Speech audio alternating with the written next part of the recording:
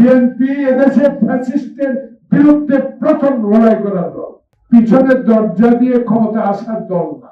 না খেয়ে সকাল 8টা থেকে দুপুর 3টা পর্যন্ত কোর্টের বারান্দায় দাঁড়িয়ে থাকার করব। আমরা তো হাঁটু পানিতে দাঁড়িয়ে রাত কাটাবার করব।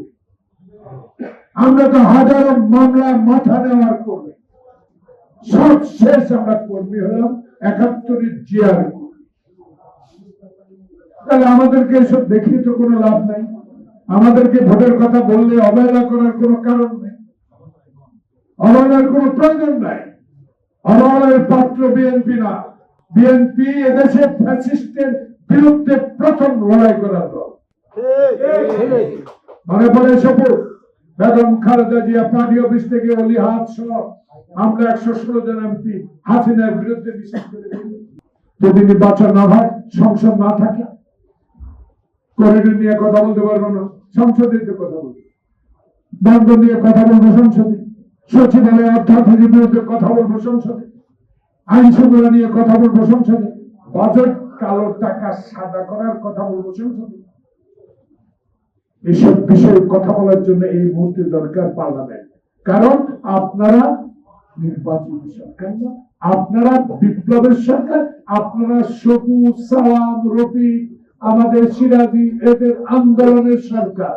আমরা 5,000 লোক আত্মহত্যা দেওয়ার সরকার। আমরা হাজার হাজার নেতা কর্মী নির্যাতিত সরকার।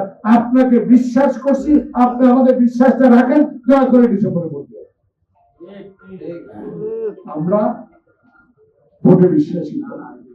আমার নেতা ভোটের বিশ্বাসী দল, আমরা ভোটের দল। আমরা পিছনের দরজা দিয়ে ক্ষমতা আসার দল না। কারণ জিয়াকে ক্ষমতায় বসাই দিচ্ছে সিপাহী জন্য, কি আটকে রাখতে পারছে। তাই আমরা গণতন্ত্রের মানুষ, আমাদের মধ্যে আত্মবিশ্বাস আছে আমাদের দলের প্রতি, আমাদের দৃঢ় বিশ্বাস আছে আমাদের নেতাদের প্রতি। তাই আমাদের নেতাদের কথা পুনর্লোক করে বলতে চাই, পদত্যাগ কে করবে কিছু আসে যায় না, কেউ এই কথা বাইর করে তাও জানি না। কিন্তু সালাউদ্দিন সাহেব একটা সুন্দর কথা বলেছে, চেয়ার খালি থাকে। তাই আজকে এসব বলে অবহেলা না করে আমাদের নির্বাচনের ব্যবস্থা করে দেন। বাংলাদেশে একটি সুষ্ঠু নির্বাচন যদি উপহার দিতে পারেন, আপনার প্রাপ্য যে পুরস্কার, যে উপাধি, সেটা সারা জীবন মানুষ করে। আর যদি বিলম্ব করেন, আপনি একজন নিন্দিত ব্যক্তি হিসেবে ইতিহাসে আপনার নাম লেখা থাকুক, এটা আমি চাই না। সবাইকে ধন্যবাদ।